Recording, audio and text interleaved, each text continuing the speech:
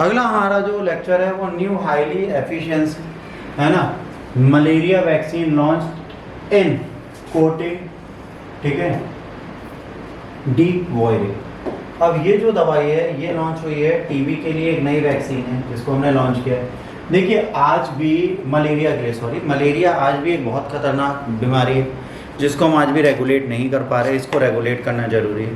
तो यहाँ पर R21 मैट्रिक्स एम वैक्सीन है ना, कोटे डेलवोरे में इसको लॉन्च किया गया है, मलेरिया की है, वर्ल्ड हेल्थ ऑर्गेनाइजेशन ने अप्रूव कर दी इस वैक्सीन को लास्ट ईयर में, और इसे कहा गया है सबको दी जाएगी। अब इसके अप्रूवल में क्या है ना, Novavax contributed its matrix M है ना adjuvant technology to R1 or Matrix M vaccine which was made by the University of Oxford and the Serum Institute of India। किसने मिलकर बनाई है?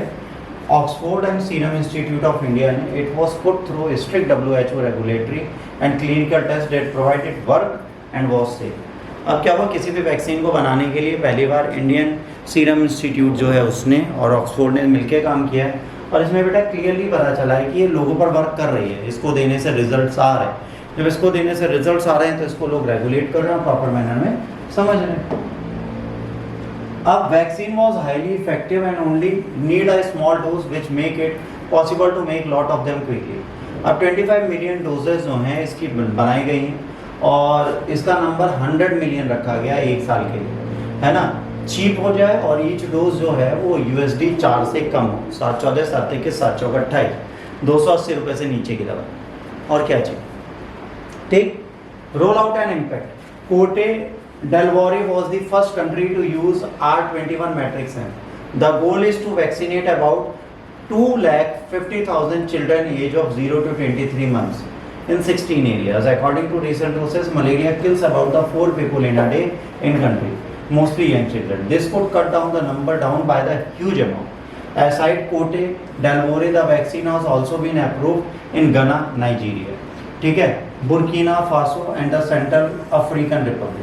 The release of R21 Matrix M or another vaccine called RTSS is projected to save 10 to thousands of the life every year.